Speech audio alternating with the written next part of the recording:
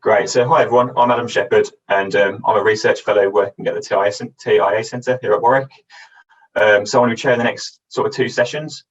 But the first session here is by Dr. Fayyaz Minhas, and it's called An Introduction to Deep Learning for Computational Pathology.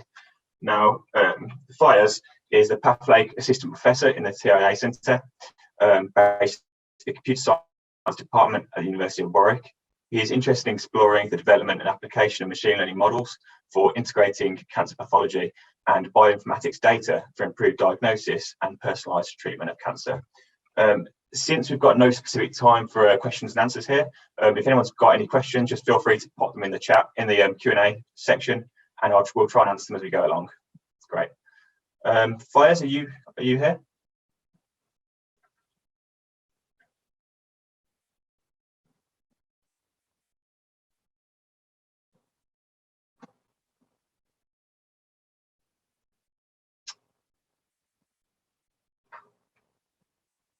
Great, so we can see your slides. Can you see me as well? I can't see you, no, but we can hear you now. So, okay, that's good. Thank you, Adam, for the introduction. And so I'll be talking about deep learning.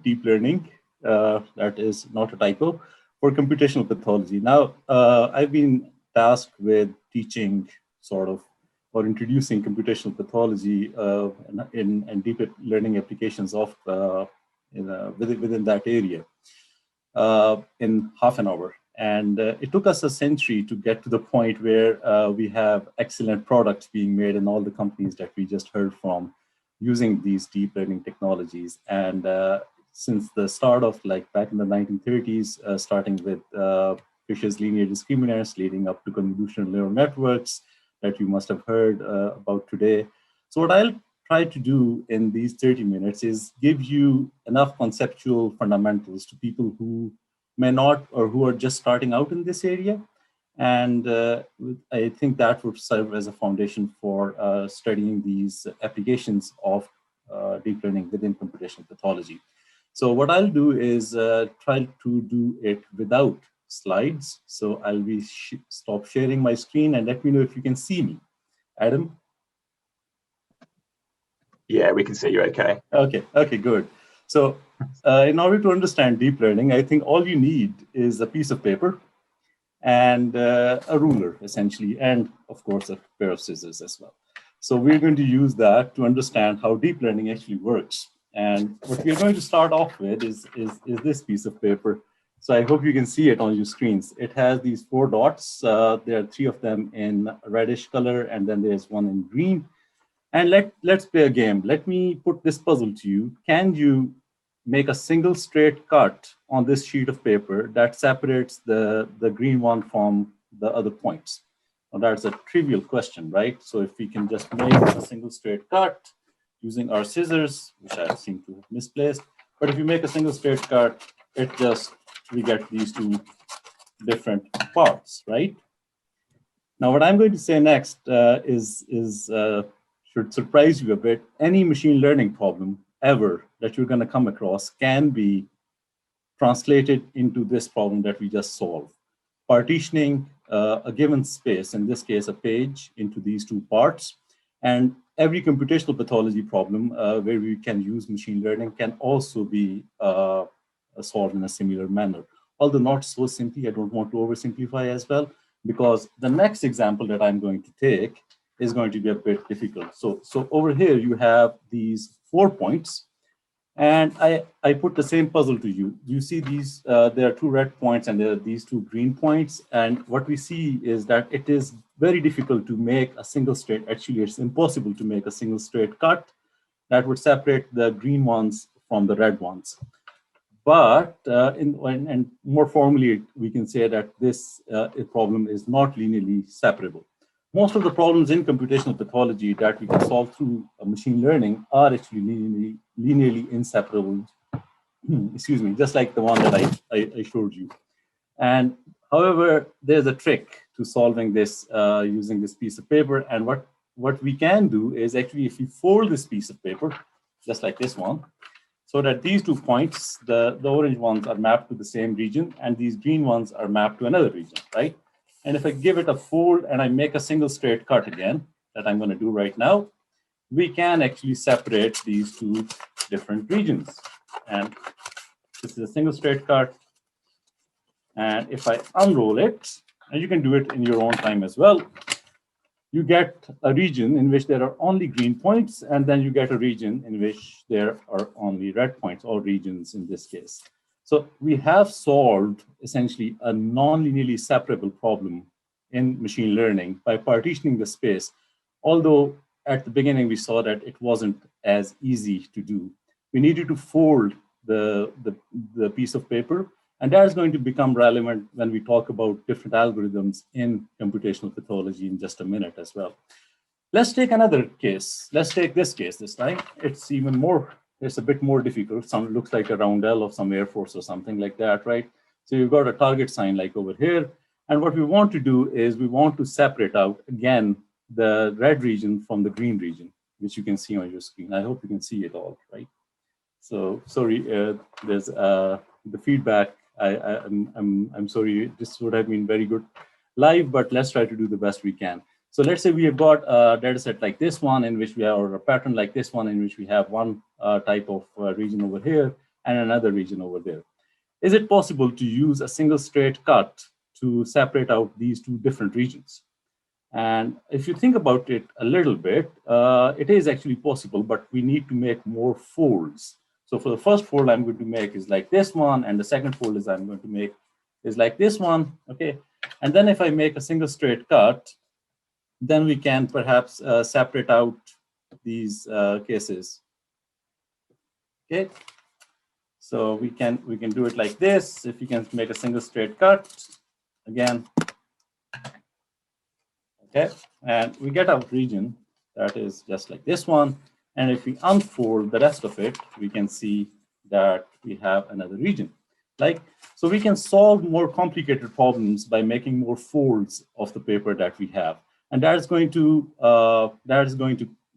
be really useful when we talk about linearly non-separable problems in computational pathology. So keep this concept in mind. Just for some additional bits, I've got a couple of questions for you. Let's say I give you a piece of folded paper like this one that you can see. I folded it in a very specific manner. And what do you think if I make a cut along this line, what would I end up with? Now, this is not such an easy question for most of us.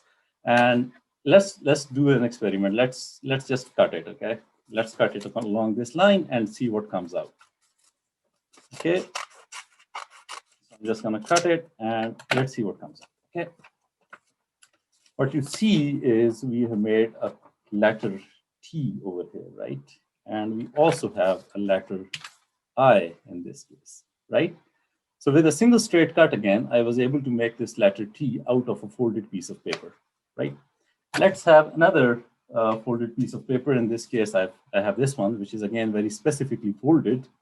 And what happens is if we make a cut again on this line, let's see what comes out, okay? Let's try to cut it, okay? And let's see what comes out. And what we have over here is the letter A now, okay? So we have essentially spelled TIA, right? So Tissue Image Analytics Lab. The point that I'm trying to get across over here by making wasting all of this paper is you can make a single straight cut in a folded piece of paper to make any shape you want. And you can partition the feature space, as we're going to see in machine learning that Abir has talked about yesterday. And what the goal is that we can solve any machine learning problem with these single straight cuts. And that is going to be very useful when we talk about these machine learning tools. So let me share my slides again. And please, Adam, if you could confirm once you see my slides, because I don't see any feedback here. Yeah, I can see them okay. Okay, thank you.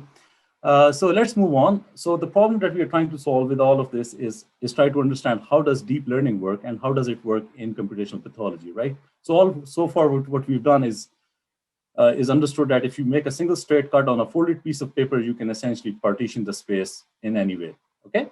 And that has been known for quite a while, quite a long while, back even in the 1600s or so. But this whole field of deep learning is a manifestation of that simple concept.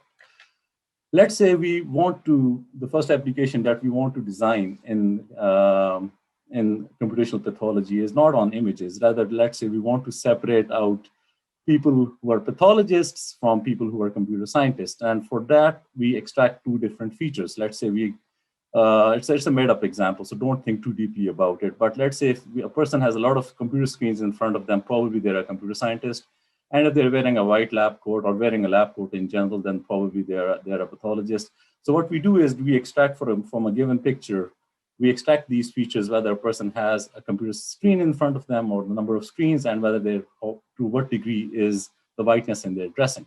So, and we know for the training data, we know whether a person is computer scientist. So this guy over here is probably our system analyst who has got these 4 screens in front of them, and they score very, very high on this axis, on the y-axis, in this scatter plot, and they are a computer scientist, right? And that is indicated by this red border that they have. On the other hand, on the right-hand side, at the bottom there, you see a pathologist looking into a microscope wearing a white coat. They don't have a computer screen in front of them, so that's why they score pretty low on the computer screen axis, but pretty high on the whiteness in dressing axis. So let's collect some more data. There's another computer scientist over there with 2 screens in front of them. There's another pathologist getting ready to cut. Here's another pathologist, another computer scientist in this case. This is Nasir over here, who's I think has an identity crisis by now, whether he's a computer scientist or a pathologist. But he's wearing white and has a computer screen in front of him. There's a pathologist with 2 computer screens, but is wearing white and so on.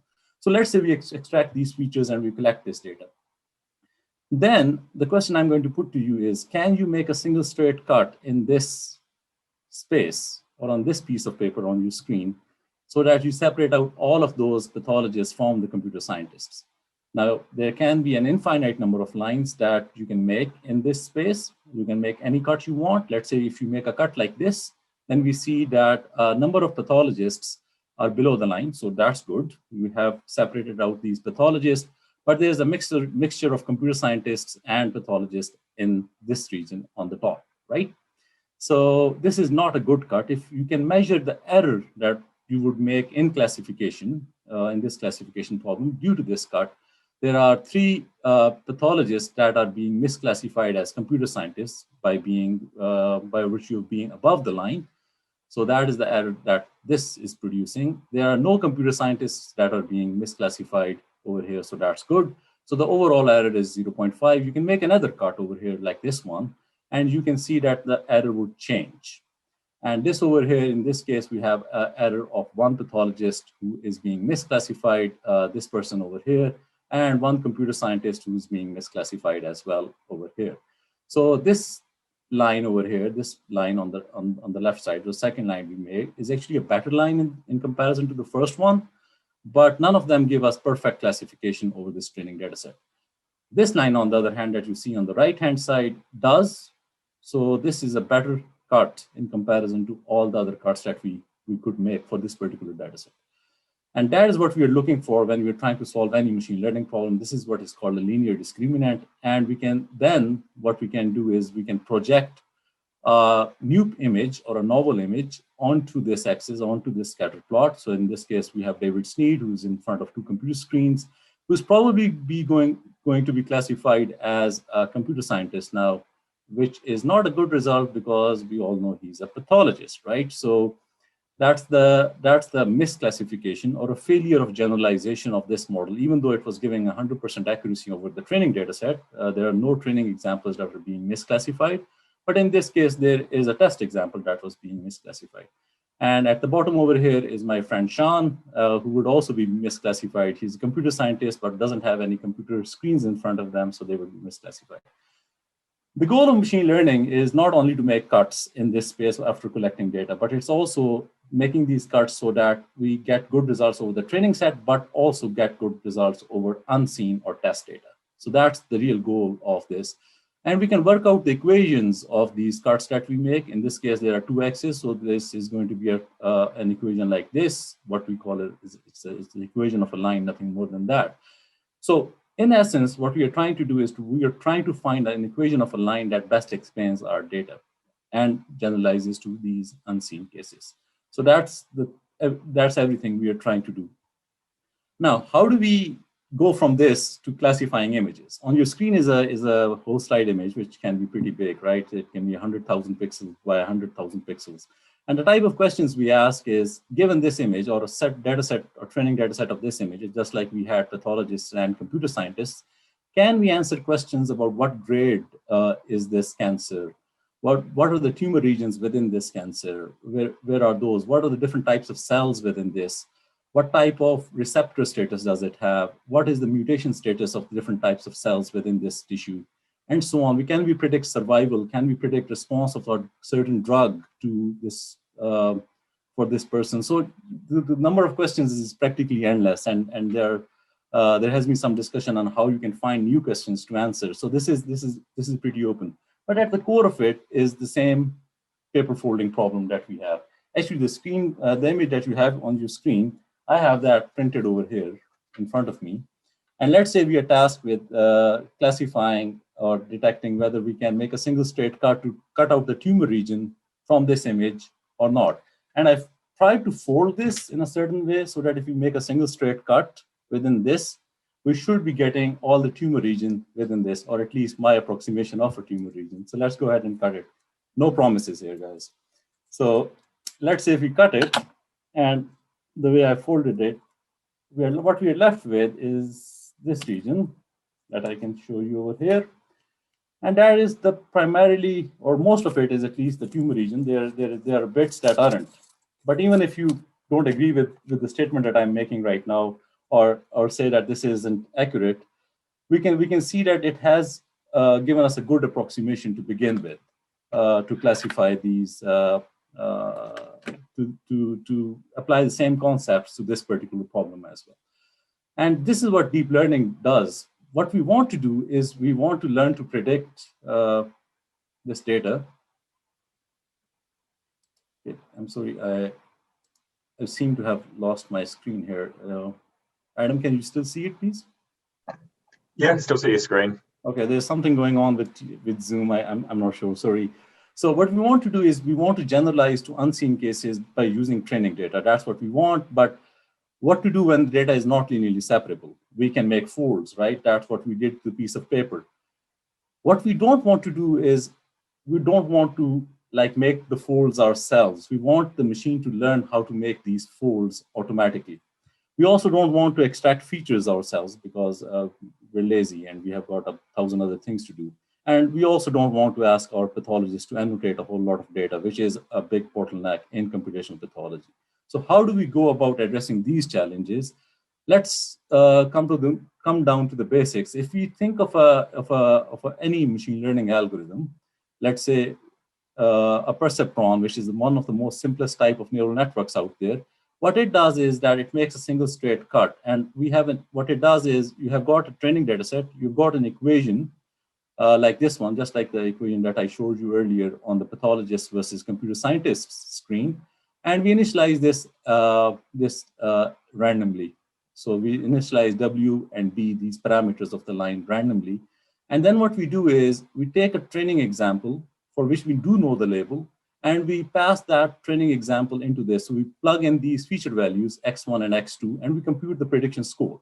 Now, ideally, if the prediction is correct, if you're lucky, then your target which is the label Y of a pathologist or a computer scientist or tumor versus non-tumor, is going to match the prediction of this algorithm. If it does, then everything's fine and dandy, right? But if it doesn't, then what we can do is we can change these parameters, these W's and B's, in a very fine-tuned way or a very calculated manner so that the error that we have is reduced as we go through these training examples. So at a conceptual level, any machine learning algorithm can be broken down into three parts, those being representation, evaluation, which is error evaluation, and the third step is optimization. So what we do is we plug in an example over here, we compute what the output is, that is the representation bit. We calculate how much does that differ from the target that we have. So we calculate an error, And then we plug in that error and we update our weights on that basis. So that's how this black box of machine learning actually works. Any algorithm, you can break it down into these three parts, okay? So this is done for the neural network that the simple neural network that we talked about, perceptron. And you might be wondering why we call it a neural network or a neuron, because it's very loosely based on the model of a biological neuron, which also gets multiple inputs from other cells on these dendrites. And then it does some accumulation of those inputs, just like we are doing. So what we are doing is we are multiplying with the first input a weight value, W1. We are multiplying with the second input a weight value of W2, and we are summing it across, and we are adding a bias term to it. So this is the equation of the line that we have. And if this value exceeds a certain threshold, then what we do is we produce an output. This is very loosely how a neuron works as well. And that's where the most of the biological interpretations end. But it's a very loose model of this thing. And what it allows us to do is make single straight cuts, just like the ones that we saw over here. So you can make these single straight cuts if you do multiple runs of this algorithm over the training data set. So it will be able to, there's a theorem that actually guarantees that if you have a data set that is linearly separable, the perceptron algorithm will always converge to give you the line that you want. So you have a way of finding these lines. But what to do about these data sets that don't have such a structure, or which are linearly non-separable? And remember the demo that I gave in which we were able to fold this space, fold the piece of paper and then make a single straight cut. That's what we'll be doing when we talk about deeper models. What these deep models do is they actually fold the space in which these points lie by essentially transforming these points into another space. If you think a bit about the paper demo that I gave, I actually folded the space. So that means I moved the flat sheet out from its two-dimensional area into this three-dimensional one. And then that allowed me to make a single straight cut in that. So whenever you transform these points from 2D to 3D, you actually end up with a piece with a fold, right? And that allows us to then make a single straight cut. Now the good thing is that these neural networks can be used to transform these features that are given to it as input. And if you add multiple layers of them, then each layer can be viewed as a folding mechanism that allows you that allows the subsequent layer to make a single straight cut to achieve linear separability. So let's say if you got a non-linearly separable problem, you can view a multi-layered neural network that I'm trying to show over here. So this one at the end of it can make a single straight cut, whereas this one over here, this layer over here can be viewed as a folding mechanism that allows us to transform this data set. Okay, so this is a transform, and you can actually stack these multiple times, and you can essentially begin with an image and end at a prediction level by doing these transformations in an intelligent manner. So that's the basic philosophy behind deep learning, or why it works. It works because it allows us to solve this linear non-separability problem, and it also can learn features from an image directly. And for that, I have a very simple demo that I'll be. I don't think I have the time to run that, but this is really useful. You can go around and play with it on TensorFlow. This link is available in the resources that have been shared with you. And you can make your own neural networks and play with it in a very interactive manner in which you can have a problem that is linearly inseparable, much like the piece of paper that I showed you. And you can see what is the impact of adding multiple layers or adding multiple neurons within each layer over here. So that's what it can do for you.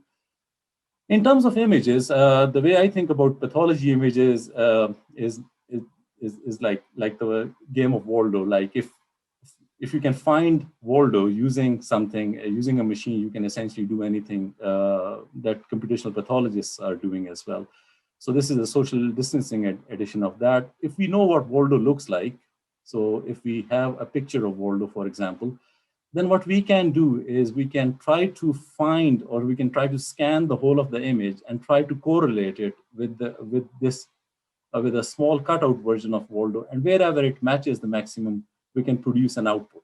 So that is how these convolutional neural networks work, very loosely again. and they can be used to detect objects within a given image.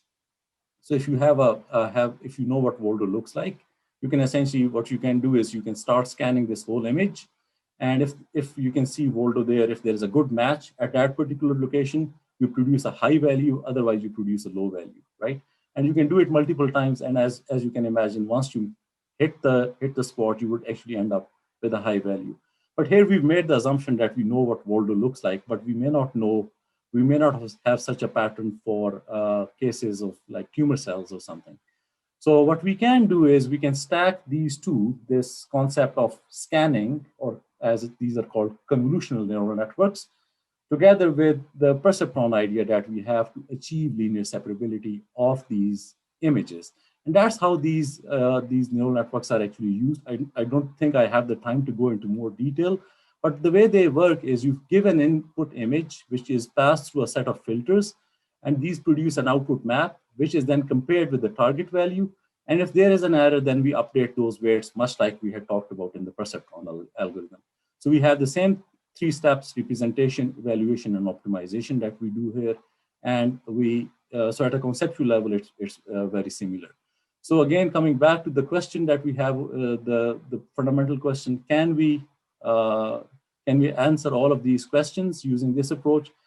Now, I don't want to oversimplify things. This is really complicated. The scanning procedure that I talked about can be really computationally intensive, and as well as the data requirements that you have would be quite large, because whenever you stack multiple neurons like this, you would have something called the curse of dimensionality that would inhibit your learning. But that's being technical. But at a conceptual level, if you're a pathologist and you work in a team with computer scientists, frame the question in a way that is that we can understand, that as computer scientists we can understand, and then we can go ahead with this. So all you need to understand is that if we have data for which we know these labels, at the more level of granularity we know the label at, the better we can do. And that's essentially how these neural networks are applied to these within this domain. And as part of our lab, we've been able to do image quality analysis, automatic annotations, as well as segmentation of different types of cells using very similar algorithms. So you're welcome to take a look. There are some challenges associated with these algorithms, being the images are quite large, so we need to fit them into the GPU or within the memory of the computer. So there are approaches like Faisal was talking about of graph neural networks that we can use over here. And on your screen, these neural networks can be used to generate images, just like Jacob discussed earlier. So they're not only one way that we try to classify, but we can also generate. On your screen is actually the largest image, to the best of my knowledge, that has been synthetically generated using a computer histopathology image. So this is about 6,000 by 5,000 pixels and looks quite realistic. There are a lot of open challenges, and I think I don't have the time to discuss that right now, but I leave you with those thoughts. If you are interested in learning more, and if you're just starting out, we have a module on data mining which talks about this, is built on this phenomenon, this idea of representation, evaluation, and optimization that has Python notebooks. So the only thing you need to know is actually Python, and then you can take that module and start working in computational pathology. So I think with that, I'll stop. If there are any quick questions, I'll be happy to take those. Adam? Thanks, Fayyaz. That's a really great talk, a really cool demo. And we've still got a couple of minutes left, actually. So if anyone's got any questions, please feel free to drop a question in the Q&A tab, and we'll get through it quickly. So Dave Johnson's commented saying it was superbly demonstrated. Thank you. Thank you. So I welcome you to try out the data mining module, and there are recorded videos as well as Python notebooks. So I think we need to level out the learning curve for pathologists so that they can enter this area as well and understand how things are done in a more computational manner. Thank you. Great. Thank you very much, Fayyaz. So with that, I suppose we'll go to the next session. Okay, and the next session there. And the next session is going to be on hands-on 0 to AI, and it's the part 2. So for that, we've got 4 speakers. We've got Dr. Shan Raza, we've got Dr. Simon Graham, we've got John Pocock, and we've got Mostafa Jahanifar. Just to give a bit of an introduction to everyone here, Shan is the PathLAKE Assistant Professor in the TIA Centre, based in the Computer Science Department at the University of Warwick. He's primarily interested in developing deep learning models for the analysis of microscopy images, integration of cancer imaging genomics, and studying tumour microenvironments in the context of cancer evolution. Simon is a Senior Research Fellow and Data Scientist in the PathLAKE team at Warwick. He graduated with a PhD in Computational Pathology from Warwick last year. He has published a number of top-tiered medical image analysis journals and conferences. And then John and Mostafa are both PhD students in the TIA Centre at Warwick. Mostafa is also a research assistant in the PathLAKE team as well here at Warwick. With that, I will pass you over to Shan. And again, if anyone's got any questions, please place them in the Q&A section. Thank you. Thanks, Adam. Can you hear me okay? And yeah, on screen as well? Yeah, we can see your slides and hear you. That's great. Okay, great. Welcome to this hands-on session on Zero to AI. So day before yesterday, Scott and Andrew, they led the hands-on session on classical machine learning part. So today we are going to cover the deep learning part and present a tool which we have developed at our lab, which you can use to run these algorithms, these deep learning algorithms, without much effort. So I will start with this, with the introduction to this session. You can see the agenda on the screen. We will resume from where we left the last year in the masterclasses. For those who remember, who attended those masterclasses, John presented a Python Jupyter notebook, which was nicely written, hands-on Zero to AI in 10 minutes. This was very highly appreciated.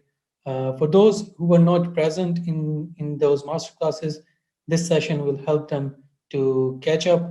And this notebook is actually mainly focused on training of neural networks for classification of images. Then Simon will continue from here, and he will present how we can run published benchmark algorithms with a few lines of code using tiatoolbox without the need to retrain at your end. I'll then explain about this tiatoolbox. What is this? It's a Python package which we have developed at TIA Center, and it's aimed at making computational pathology accessible and easier for researchers who are new to computational pathology, and at the same time provide benchmark algorithms for experienced researchers, minimizing the effort, minimizing the repetition of effort or reinvention of the wheel. I'll give a short overview of this package and then hand over to Mostafa, who will explain a few example notebooks written for tiatoolbox, which will elaborate further how you can use various features in tiatoolbox. Then I'll talk about some future developments, and Dan will present a notebook here on upcoming models. I'll then leave you with some homework. So I'll start with hands-on session. So I would recommend you to use Google Chrome browser for this session, and I'll hand over John from here. This is the link which has been passed before in the pre-event study materials. So you can navigate to this link. John can take over the screen and go through this notebook then. John, please go ahead. Excellent. I'll just start my screen sharing. Hopefully that's appeared for you. Yeah, we can see it. Okay, thank you. Brilliant. So I'll just start from this link page, which was put in the chat earlier. So if I open this Zero to AI link here, that should open up in a new tab and take me to the Colab notebook. So in this talk, there's only 10 lines of code to train a convolutional neural network, and we'll hopefully you'll be able to follow along at the same time. So I'll try not to go too fast, but obviously try and keep within the time, of course. So as I scroll down, I'm not going to read it all out verbatim because there's a lot of text here, so that you can follow along yourself later if you want to do it afterwards.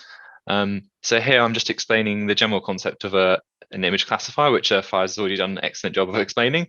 So here I give the example of if we have a bunch of images of cats and dogs, we want to tell which images have cats in, which images have dogs in. And that's sort of like a classic example of splitting into two different classes or binary classification problem. So you can sort of extend that concept then to a pathology context. So here we've got 8 different tissue types, 1 on each row.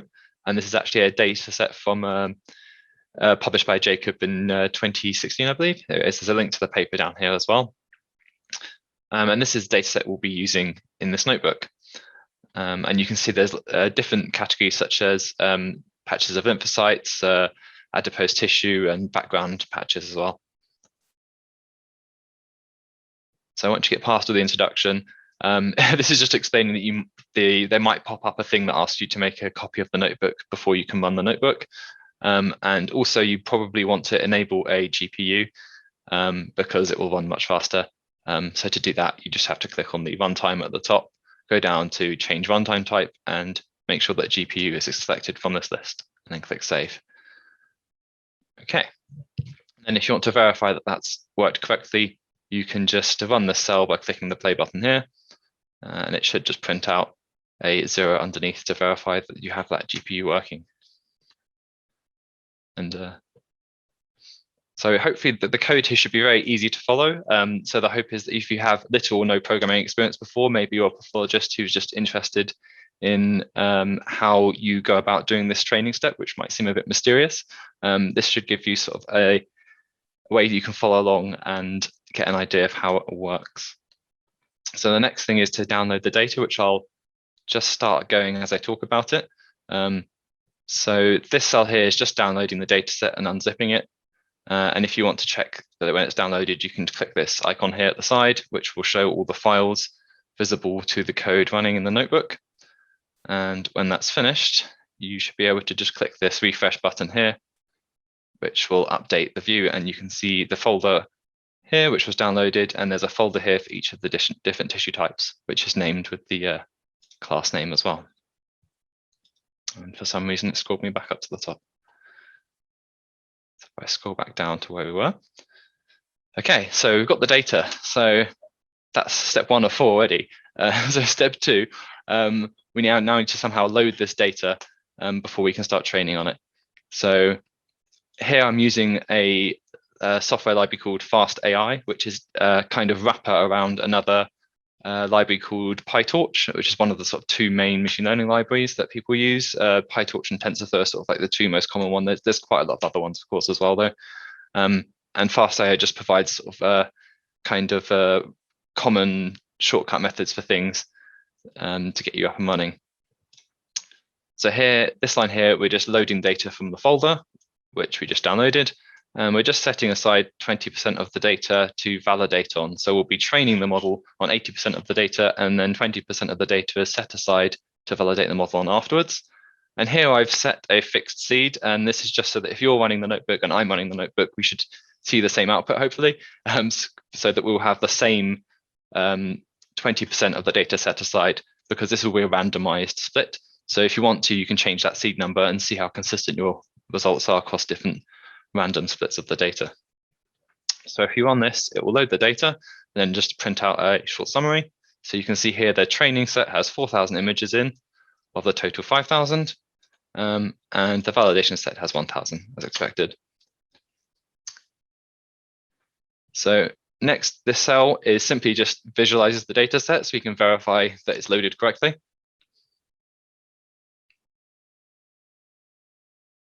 And when that appears, you should see a 6x6 grid of these different tissue patches, as was in the original figure. There we go, with the labels above. Brilliant. So we've downloaded the data, loaded the data. Now we need to actually train the model. So here we're just loading a model architecture called ResNet 18, which is a convolutional neural network, which is what Fayyaz was just talking about. And this was developed by Microsoft Research. And there's loads of different architectures out there. This is just one of them. And there's many different versions of ResNet. So the 18 here just indicates how large the model is, how many layers there are in the model. So if we run this notebook, as it's running, I'll just describe what's going on. So you can see here we're creating this learner object. We're using the ResNet 18 model with our data, and we're just going to print out an accuracy metric. There's, of course, many different metrics you could print out. Just to keep it simple here, I'm just printing out that accuracy. And this accuracy will be on the validation data, not the training data. So as you can see here, this is a plot of the loss over time as we fit to the training data. And you can see, of course, it decreases the training data, and there's a slight decrease with the validation. It only starts plotting after the first pass through the data here, so you don't see the initial large dip that you'd expect to see. So you can see here, we've just trained for less than a minute, and we've already above 90% accuracy. So not too bad. You could, of course, train for a bit longer, and you should get a slightly better result. But for the sake of speed, I'll just move on because that'll be good enough, I think. But of course, if we're just looking at accuracy, as I mentioned before, there are lots of different metrics we could look at to evaluate how well this model is doing. So accuracy doesn't actually tell us all that much about how well it's predicting things, because we've got 8 different classes here. So it could be predicting sort of 7 of those perfectly, and maybe on the last one, it's getting almost all of them wrong. So we don't really have that information from this metric. So if you want to further evaluate the model, something else you could do is print out this confusion matrix. So this is just a 2x2 grid where you've got on the left-hand side the actual labels, and on the bottom you've got the predicted. So what you expect to see is this nice diagonal where all the value numbers on the diagonal light up, so that your predicted values correspond with the actual values. And you can see here there's a few numbers that are off the diagonal, a few large numbers like this one here, this 20, where our model is predicting complex stroma, but the actual label was stroma. So that kind of makes sense. Those classes are probably quite similar. There's quite a lot of overlap you'd expect to see there. And this could also be helpful for identifying mislabeled data, for example, in your model. Something to point out here is that these are the actual counts of the classes here in the validation set. So here, the data set is quite well balanced. So there's a similar number, very similar number in each class, but that might not always be the case. So if you want to normalize your confusion matrix, you can also do that. And that might help if you had a bit of imbalance there to sort of get an idea of a comparison between the different sized classes. And that's it. So that was only 10 lines of code, of Python code. You can go back and count them. And you've trained a convolutional neural network and done some basic evaluation of how the network's doing already. Of course, there's lots more you can do. So at the bottom here, there's a few extra bits you can play with, such as just visualizing some of the predictions, where you can just increment this number and look at some of the different predictions in the data set. And you could also do some other things, like I mentioned, maybe there's some mislabels in the data set. So you could look at the top losses. So this is the images with the largest difference between what the model predicted and what the actual label was. So if you do that, you might see, I've put in an example here where this one was predicted as empty, but was labeled as adipose, but looks quite empty to me. So yeah, and here it is again. So you might see some things like that in your data set if you do some analysis like this. And then lastly, I've just got many more resources if you want to have a look at down here, including the videos that we mentioned earlier from Fayyaz. I'll just try and find what I've done with the Zoom window. Okay, I think it's back to Shan next. Thanks, John. If anyone has any question related to John's presentation or the notebook, please paste it in the Q&A. So we have now learned how to train a neural network, but we do not need to do it always. There are always researchers around the world who are doing all the hard work training them neural networks on benchmark data sets. And we do not need to reinvent the wheel. We can use those trained networks to run them on our new data sets. So that's what we are doing with tiatoolbox. We are trying to give you some benchmark, some models which are trained on benchmark data sets. And Simon is now going to show you how you can use tiatoolbox to classify histology images in a few lines of code. Simon, please, you can take it from here. Okay, brilliant. So thanks for that, Shan.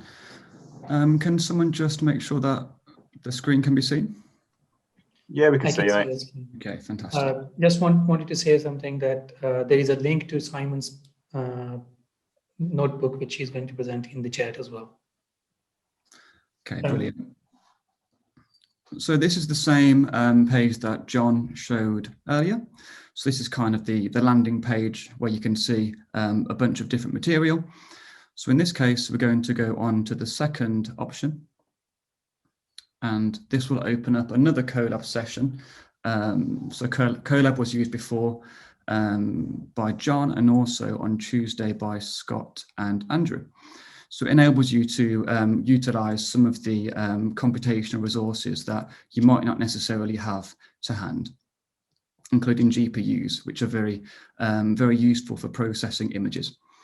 Okay, so to make sure that we are using a GPU, first of all, we might want to make sure that we change the runtime type to the GPU if it's not already selected. So we'll just make sure that we save that option. So in this example, I'm going to just demonstrate how you can use the TIA toolbox to easily process images in just a few lines of code. So John, in his example, demonstrated how you can use a library called Fast AI to train your network in just a few lines of code. But that example was given with natural images in mind. So that library was released with natural images in mind, and they might not necessarily be suitable for handling these large histology images. So that's where the toolbox comes in, and we can then go on to process these large histology images with just a couple of lines of code.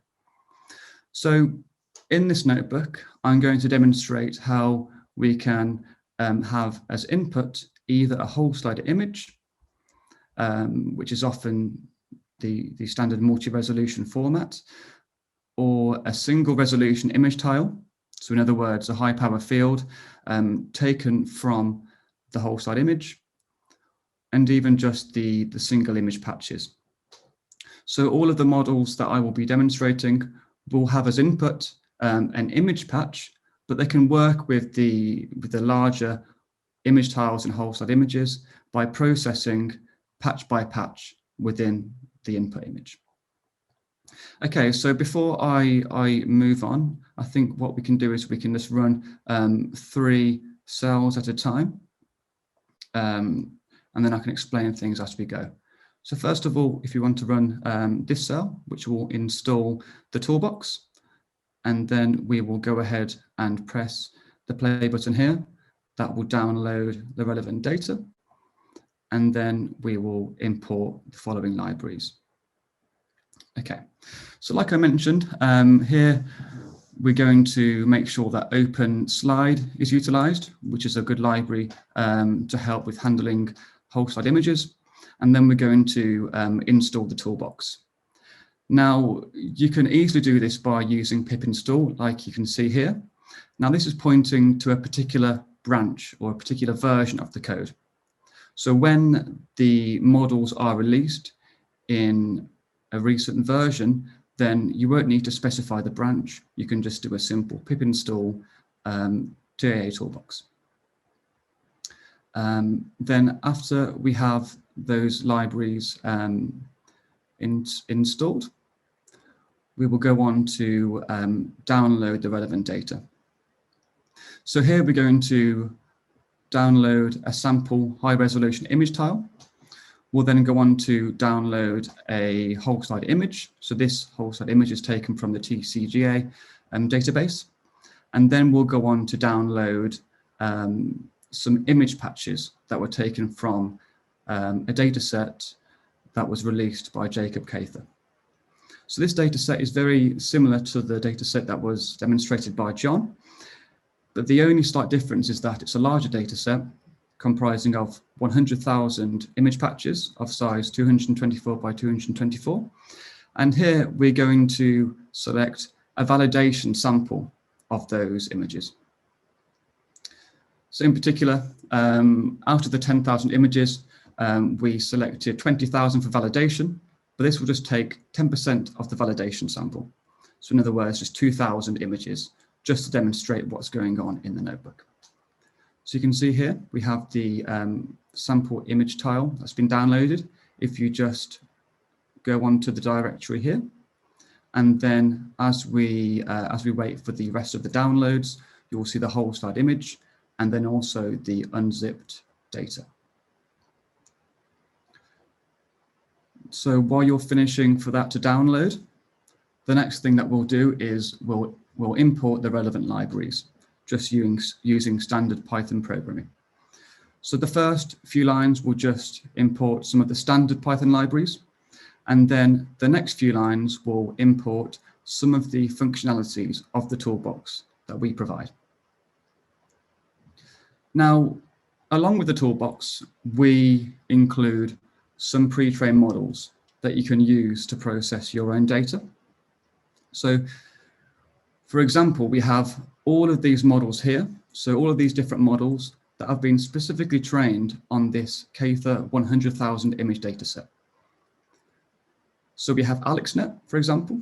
We have different ResNets, which is a network developed by Microsoft Research. We have DenseNets, which is a very popular network as well, and some other ones such as MobileNet and GoogleNet. So these are the only ones that have been supplied at the moment through tiatoolbox. But then going forward, of course, we'll also train these models on different data sets, such as the Patch Chameleon dataset, and some further examples as well. So you'll be able to use these models straight out of the box and easily process your own data. Okay, so let's get down to it. So I think let's just make sure that that's all been done. Yep, we can see that the data set's all been downloaded. So then next, we'll get some predictions using the toolbox. Now, there's quite a lot of a description here that can be seen. I'm going to just explain this myself, but please feel free to go back and read the description in more detail if you wish. So now here we have the images that have been downloaded. The next cell will just basically package up that data into a format that's usable by the toolbox. So in other words, we have a patch list and a label list. In the patch list, we're going to add the file names of all of the image patches, and then the label list will just give you the corresponding class index. So we can see that we iterate over the folder names, and then we add the corresponding file names and the label to each of those lists. And we can see here that we have the different classes. So we have adipose tissue, background, debris, lymphocytes, mucus, muscle, normal mucosal areas, stromal areas, and tumor areas. And because we have just a sample of these images, we have 2,000 overall image patches. And you can see there's a similar amount of patches across our sample. Now, let's make a prediction given our input. So if we just, at the start, look at one single image patch. So we can see that we have as an input one single image patch file path, and we can input that into our model and get the prediction. So now these are the two important lines of code that you might want to look at. So the first line of code will initialize your CNN model or your deep learning model. So you can see here that we call our CNN patch predictor, where here you define your pre-trained model. In this case, we have a ResNet 18 that was also demoed by John, trained on the K-ther 100K dataset. Now, of course, you need to make sure that you use one of our pre-trained models, otherwise you'll get an error. And then you also define the batch size. Here, we're just using a batch size of 1 because, of course, we only have one image. So once we define our model, we then run the predictor, where we have as an input our data. So the data can be a list of image file paths, a list of arrays, so preloaded images, or we can wrap a list in a NumPy array and then feed that as an input as well. Then we define the mode to be patch. So if you remember the image at the start of the notebook, we had the large whole slide image, we had the high resolution image tile, and then we had the smaller patch. So the smaller patches have been pre-extracted So we define that mode to be patch, and then we run this on the GPU because Colab have provided that for us. So we can see that this will be downloaded on the fly. So the ResNet 18 model trained on the Cather 100,000 patch dataset has been downloaded, and then we send that through the predictor model and we'll get the prediction. So at the moment, the model is just being loaded, and then we can see that the prediction has been made. So just 2 lines of code is all that's needed to make that prediction there. So now if we just have a look at what that prediction was, we can see that if we just look at the output and then we determine what the predictions were, we can see that the image sample here that was used was predicted as adipose tissue, which looks quite reasonable to me. Okay, so we showed an example there showing just one single image patch. Now let's input the entire patch list, so all 2,000 image patches. So we're still using the ResNet 18 model here, trained on the Cather 100,000 image dataset. We're going to increase the batch size to 64 now, because of course we have more than just one example. And then we're going to call the predict method again, where this time we have as input the entire patch list. And we can see now that the process is finished, and therefore we've made a prediction for all of the images. So there's a few other things that you can do here. So you don't necessarily need to actually use the pre-trained models that we've defined. You can override this by defining your own model. So if I just comment this out and give you an example. So instead of having your pre-trained model like this, those that are familiar with PyTorch, you can literally type instead, you can add your own PyTorch model. So let's just call this PyTorch model for now. And then you can run it like that as well. Another thing that you can do, if you have, if you want to use the same network architecture that we've defined here, but you don't want to use the weights that we've supplied, you can override those weights with your own weights. So you can supply a path to your own weights here, and then that will use those weights instead of the ones that have been supplied. Simon, do you mind if I just ask you a quick question? Yeah, please go ahead. We've got a question from the chat here that said, any suggestions on when to use one of the models available in the TIA toolbox, e.g. when to use ResNet 18 or ResNet 34 instead? Yeah, okay, so I guess you can look at the performance of the model on your data set. If you have the labels available, obviously, you can easily quantify the performance. So we're going to show how we quantify the performance of these models using a simple metric such as accuracy and looking at the confusion matrix. So a similar thing can be done. So you can quantify the performance of your model, of different models on your data set, but we're also going to show the different validation scores of the models on this particular data set. So you can look at the results and maybe you can use that to choose which one you want to use. But some of these networks are more computationally intense. So of course, if you use a ResNet 101, that might take longer to process your data. So that also can be taken into account. Right. Thank you very much. Okay, so now let's just quickly quantify the performance of this. So if we just have a look at the confusion matrix, we can see that we have high values down the main diagonal. This means that most of the, well, all of the adipose tissue has been classified as adipose. And we have a classification accuracy of 99%. So it's doing well on the validation data. So now that we've showed how you can actually use the toolbox to really easily make a prediction for image patches, we're going to show how you can use the same API to be able to make a prediction for each image patch within a larger image tile. Okay, so we've already downloaded this image tile. You can run this cell here and have a look at that.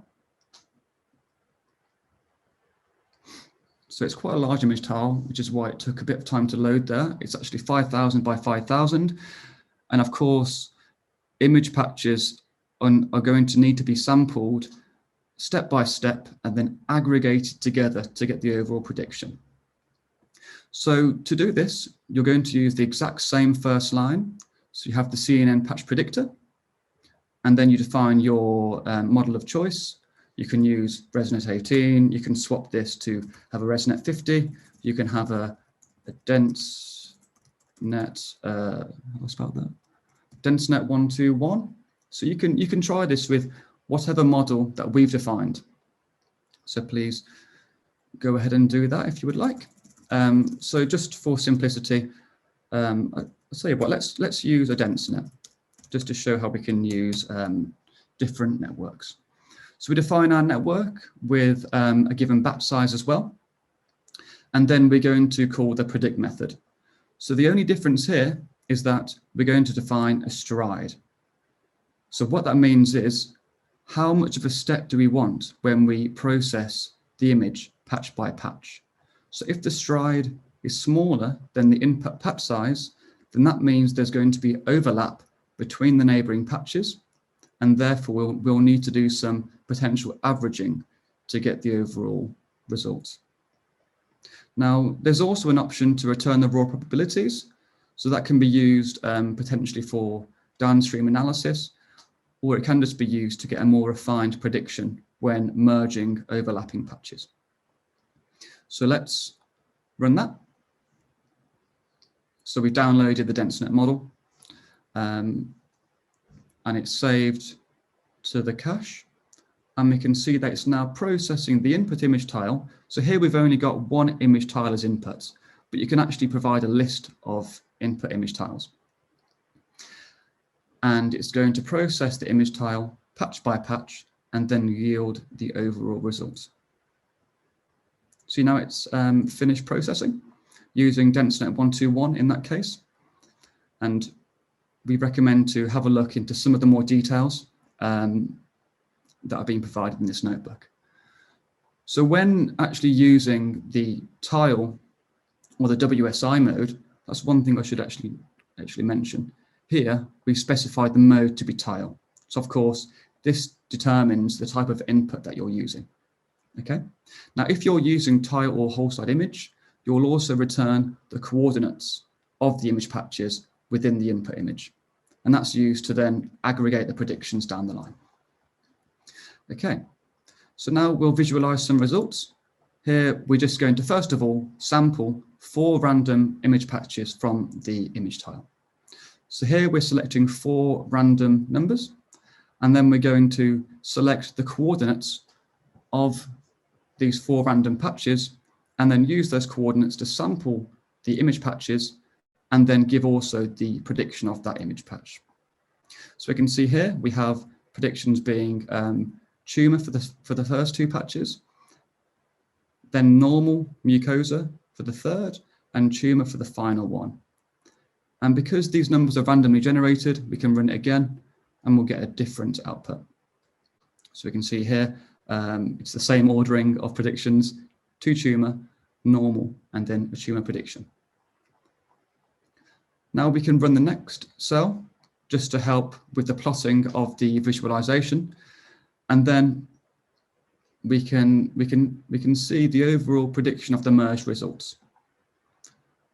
Now, we used a slight overlap when processing these images, so actually 50% overlap. If you use no overlap, then you'd get more of a coarse prediction, whereas if you used more of an overlap, so maybe 75% of an overlap, you'd get a more smooth output.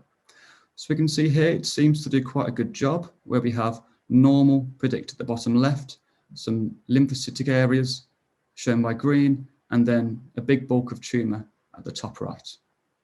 And then we can just see the semantic segmentation map here as well. So feel free, please, to uncomment this and have a little play around the parameters. You can play around with different models. You can have a look at different strides, and also maybe print out the output and have a look at the coordinates and the predictions, just to familiarize yourself with the code. Okay, so now finally onto the whole slide image. If we just print out a sample of that whole slide image, we can see that we're just reading in the thumbnail. So within the toolbox, we define some core functionalities to be able to work with the whole slides. So we can see this is the whole slide image that's been utilized and that we're going to process. Obviously just a thumbnail, a lower resolution image of that whole slide image, but we're going to process the whole slide image at the resolution that the initial patch level model was trained with. So that was trained with a resolution of 0.5 microns per pixel or 20 times objective magnification. So what's happening here is it's going to, first of all, download the model if it's not already been done, and then it's going to process the image patch by patch at the required resolution. So this will take probably about 3 minutes to process. So just in the interest of time, I'm going to show you what the output will be. You can see that once this has been processed, you'll be able to just run the subsequent cell, and this will plot some visualization. You can see here we have the overlay of different tissue type predictions, and you can also play around with the transparency of this overlay. So if you just input as an argument here, alpha equals, and then you give a different number. If you give a lower number, then you're going to get a more transparent overlay. But for now, we'll just use the default alpha, which is 0.4. And you can see that the results seem to look quite reasonable, where we have a bulk of tumor at the top left, bulk of adipose tissue at the bottom, and some different tissue predictions in the middle.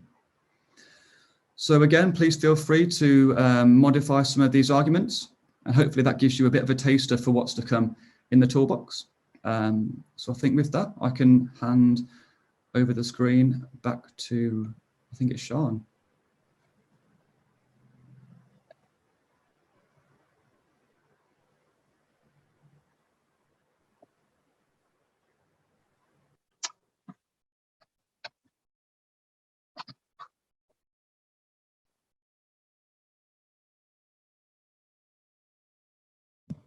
Sorry, I was muted. Adam, can you see my screen now?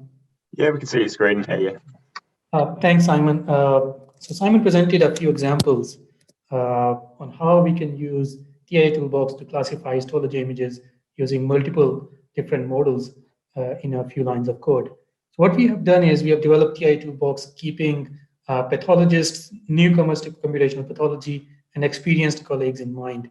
For pathologists and newcomers to the field, what we have is those people who have little knowledge of programming, they can utilize tiatoolbox to run deep learning models for analysis of whole slide images with minimum effort. Whereas for experienced researchers, what we are aiming for is we are aiming to provide a tool which can be used to quickly and easily benchmark algorithms, test benchmark algorithms on new data sets. The idea is that if you are given a whole slide image, then you just need to install tiatoolbox using pip install tiatoolbox, and you should be ready to go to run these deep learning algorithms without many complications. The code is open source and is available on Git at this link. And one thing I would like to comment is on the reliability of the code. What we have is we have put unit testing in place, and we can proudly say that more than 99% of our code is automatically tested for any bugs whenever we make or we push any changes to the repo. So to install tiatoolbox, all you need to do is to pip install tiatoolbox. The current version is 0.6. This is still a pre-release, and we are still working on further development of the toolbox. Currently, it supports Python 3.6, 3.7, and 3.8, but we plan to upgrade that in future as well. So we have written detailed example notebooks, which you can directly run on Colab on your browser by clicking at this link on Colab or Kaggle, whichever is your preferred platform. So you do not need to download or install the code on your machines. and you do not need to be a Python expert to run tiatoolbox. All you need to do is to run these examples, and if you would like to play around with any of the parameters, you can read the documentation to identify the specific model and then apply it on your test set. Again, the idea is that if you get used to these notebooks, all you need to do is to change the path where your whole slide images are saved. We regularly test the code on Colab to make sure that it's working as expected, and these notebooks will also help you understand the API in detail. Mostafa will shortly be explaining some of the notebooks in detail. So we have written detailed documentation of the tiatoolbox in addition to these notebooks. So if I can just quickly go through that documentation page. So this is available on Read the Docs. So you can click on Getting Started, and you can have a look at how there is help for developers if you want to go through the examples, how to install tiatoolbox, and so on. And if you click on usage, there is detailed documentation in each and every function we have written for tiatoolbox. There is detailed documentation on reading whole slide image, accessing the metadata, tissue masking, stain normalization, patch extraction, deep learning models, and so on. So this is the link you can access the documentation for tiatoolbox. In addition to the documentation, we also have command line interface as well for this toolbox. What command line interface will help is to run the algorithms for those researchers who have access to HPC cluster, or those who would like to run the scripts using bash or command line or as a backend for their software. After you have installed tiatoolbox with pip install tiatoolbox, all you need to do is run tiatoolbox-h, and you will get all the detail on documentation on command line interface as well, how you can use it. Now I will hand over to Mostafa, who will explain example notebooks which are available on tiatoolbox GitHub page. Here is a link if you would like to navigate to that page while Mostafa is taking over the screen. Mostafa, please, can you go through these? Great. Sure. Can you see my screen? Yeah, I can see your screen. Okay, thanks, Shan, for handing over. Hello, everyone. I'm going to talk about the example notebooks that we have designed to demo the functionalities that we have implemented in the tiatoolbox. So in order to be directed to this page, you can use the link that my colleagues will paste in the chat box, or use the link that is already have been shared with you through the web page link of these masterclasses. So okay. So as you can see, we already have 5 notebook examples here for you to experiment with, but there is also more to come in this page and more functionality. So in order to follow us, you can just click on the watch button here, then custom, and tick the releases and apply. Then you would be notified every time we will have something to release for the tiatoolbox. So the first example notebook is about whole slide image reading. At the top of each example notebook, we have 2 badges by which you can be redirected to the Google Colab or a Kaggle interactive session, in which you can play with these example notebooks and change the parameters or test them on your own dataset. So I strongly recommend you to use these badges and test these notebooks for yourself. So this first example notebook is all about reading whole slide images. So in order to read the whole slide image using tiatoolbox, you only need this line of code, wsrread.getwsrreader. The getWSRreader method automatically determines the type of the whole slide image in the input. So the only thing that you need to do is to pass the the path of that whole slide image. So it automatically determines the top, whether it is a plain image or a whole slide image from different vendors. So we currently support many types of whole slide images from different vendors. So when you do that, the tiatoolbox would return a WSI reader instance, or what we call a file handler. So using this file handler, you're able to extract different information from that image, like whole slide image, metadata, or a slide thumbnail, tissue mask, which I will explain a little bit more. The rest of this example notebook is about how to use this whole slide image handler to extract thumbnail, extract the tissue mask, and extract patches from the whole slide image. But I should warn you that in the continue of this example notebook, we didn't use any tiatoolbox functionality to actually show you how hard it might be to do simple tasks in computational pathology if you don't have such a tool like tiatoolbox. So don't get cold feeted if you come across some lines of code in this notebook example, and don't worry, because we have made this simple in tiatoolbox, which I will explain in the next example notebooks. For example, we have a stain normalization functionality. So I'm sure most of you know that we have an stain variation in histology images, which may cause our ML algorithms to underperform. So a common practice in computational pathology is to normalize the stain of the input image. So there are different algorithms introduced in the literature to do so, but in the tiatoolbox we have implemented 4 of the most well-known of them. So in order to do that in tiatoolbox, you basically need only 3 lines of codes like this. You just define your normalizer and then fit the normalizer on the target image. The target image is the image that you would like to have your source image in that appearance or stain. And then when you have fitted it, you can test it on the sample input image. So the output would be more similar to the target image.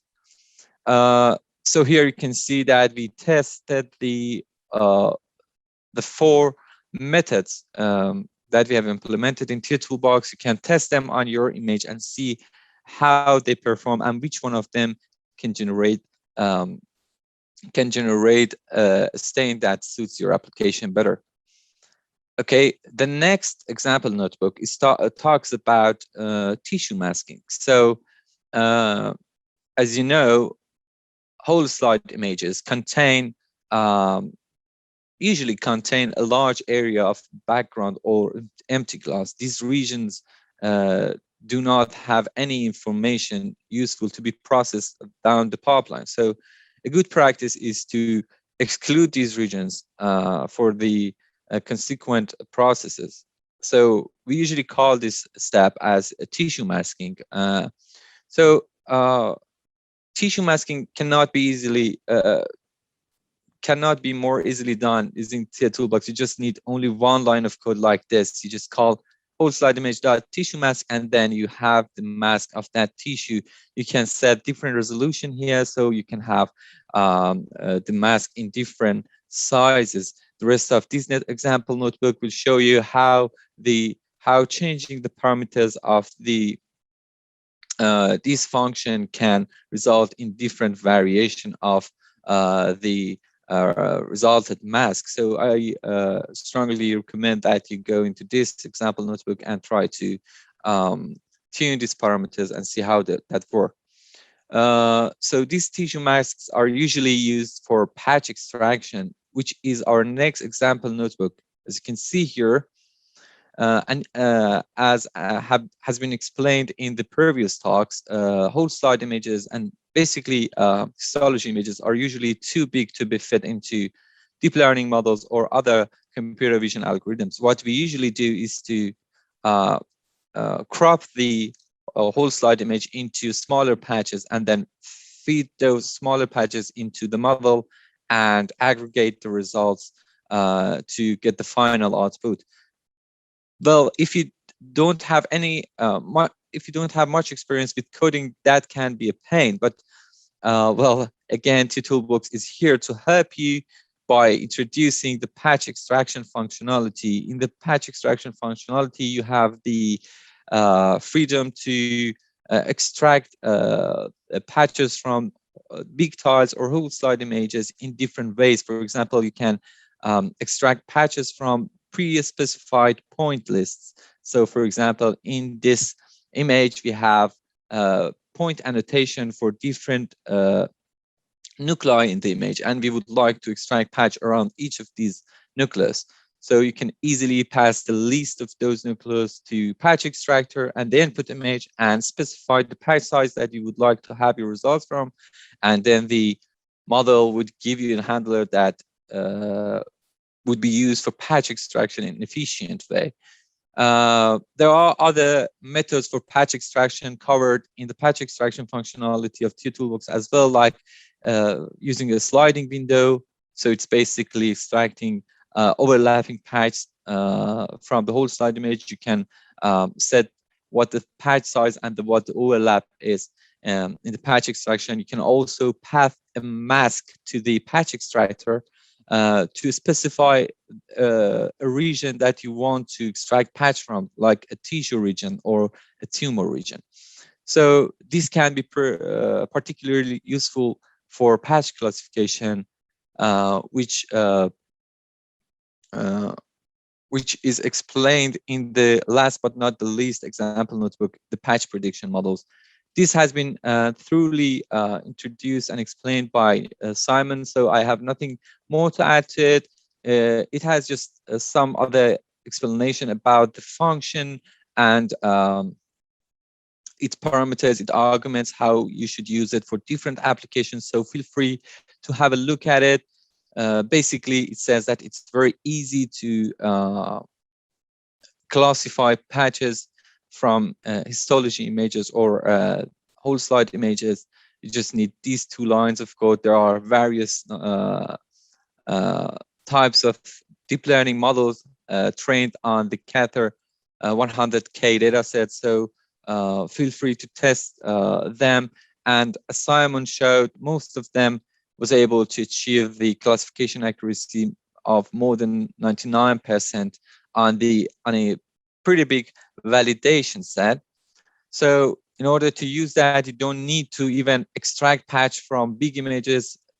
All of these has been handled internally in the tiatoolbox. You just need to call these two functions. Also, we introduced a tool here, Visualize Patch Prediction, which accepts the output of the patch predictor and gives you in the output a pretty nice looking prediction map where you can use for your publication or presentation. So this is it from me. But before handing over to Shan, I just want to say this is just an example of the what tiatoolbox can do and what there is more to come. So we strongly recommend you to follow us, follow this GitHub page. And I should reiterate for the our computer scientists that they can use most of these functionalities in command line interface to process batch of input images easily. Thanks, Mostafa. I'll just click the screen. So we are not stopping here. We have upcoming models such as HoverNet and SECNN, which are highly popular for cell detection, classification, and segmentation. We have further models in pipeline as well. And the contribution from community, it's welcome. So I would, as Mostafa said, I would welcome you to enable notifications for any future release on GitHub, so you can enable this on the GitHub page. So Dan will give you a short demo of an example notebook, which is coming up again on tiatoolbox on HoverNet, which is an extremely popular model for cell segmentation and classification. Dan, please share your screen. Go ahead.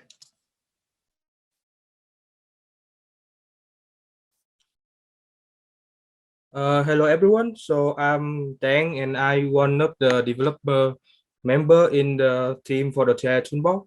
So today I would like to present our future development for the TI toolbox.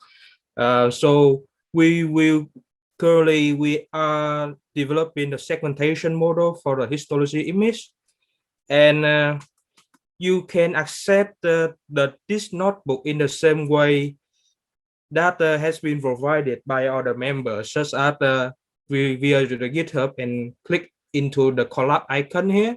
So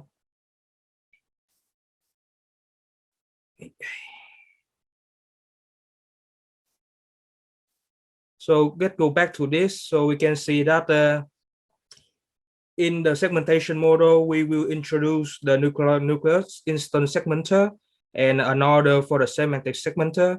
So the first one will be dedicated for nucleus instance segmentation methods, such as the hovernet or the unet, and the second one will be for the normal semantic segmentation model. And both of them can be applied and used in the same way that the past prediction models have been demonstrated by Simon. So to make it easier for you to see the comparison, I put a rough outline here. We define a predictor for nucleus instance segmenter here, and we call the prediction function on the inputs on the list of the host limit, and their corresponding mask, and then we got a list of outputs. And in the same way, we call a semantic segmenter on a pre-trained model, and we call the prediction on the list of input, and then we also get the output. For this demo, I will show you the prediction of the retrained model on the hovernet panel, and the output for the tissue segmentation for the semantic segmentation object. So this is we installed in the library from the development branch, and we also imported the related library here. Here we download in the sample for this demo. So we download two different host limit. One will be corresponding for the nucleus instance segmentation, and this one will contain the host limit that contain the artifact for the tissue mass segmentation. And we also provide the mask for the nucleus instance segmentation. The mask here will contain the region within the tissue that will allow us to perform that will tell us whether we should perform the computation on or not. This will save us lots of computation time because we know that there will be a loss of region within the host limit we don't want to perform nucleus instance segmentation on. So the nucleus instance segment method will return a list of nucleus instance. It will be an instance. It's a dictionary contain the ID of the nucleus, and within it you will have the bounding box, the central, the control, and the type of this nuclei. Here I show a case when we can use the same functionality to predict the nucleus on the image type. We can see that we need to explicitly provide the mode to be the type here, and because the type contain no MPP information, so we need to dedicate explicitly specify it to be the baseline. And because it is segmentation, so I strongly recommend the user will run it on the GPU, else it will be very slow. And then we bring out some content here. Within one of the instance, we can see it contains the key that I mentioned here. And then I overlay the prediction output on the original image type. We can see that the prediction output of the model performing quite well. In the same way, we can perform the segmentation on the host limit in the same way. We just need to switch to different mode, changing the path, and maybe provide a correct resolution parameter that we want the model to predict on. So in this example, I chose the resolution to be 0.25 because this will match with the resolution that the hovernet panel was trained on. And then I got the thumbnail of the image out, whole slide image out, and I overlay the prediction output. Due to the scale of the whole slide image, I will only show in the top 2048 corner, top left 20 by 48 corner of the image. We can see that the full whole slide image here has the size of for around 4,000 by 4,000. And this is the top left corner of it, and the overlay prediction output. So it's maintained the same performance, and there no internal difference between them and between different methods. I move on to the semantic segmentation portion. And in the same way, we keep the same spirit at the nucleus instance segmentation and as well as the past whole slide image prediction. The semantic segmentation can also be called with using the two line approach. First, we define the predictor again, and with a retrained model like I mentioned here. And then we call the prediction on the whole slide image that we want to perform the tissue segmentation on. And here I overlay the results and the output. So this is the original image thumbnail, and this is after overlaying the prediction of the image on top of the thumbnail. We can see it can identify out the tissue folding region quite well here. So this in development, and in the future we will also include many more models, not the segmentation. So I hope that you guys will follow up on us in the GitHub. And if you have any question or request that you want us to tackle too, and we will also consider about it. Thank you a lot. So I will pass it over to Shan again. Thanks, Tank. In the last slide, I would like to thank all the TIA Center team. I would like to acknowledge the contribution of the wonderful team we have at the TIA Center who have contributed to this package, and also to the funders as well who are funding our research projects. There is a homework for you to go through these example notebooks and provide us with your feedback. Any questions are welcome. Thank you. Thank you very much, Shan, and thank you very much everyone else as well.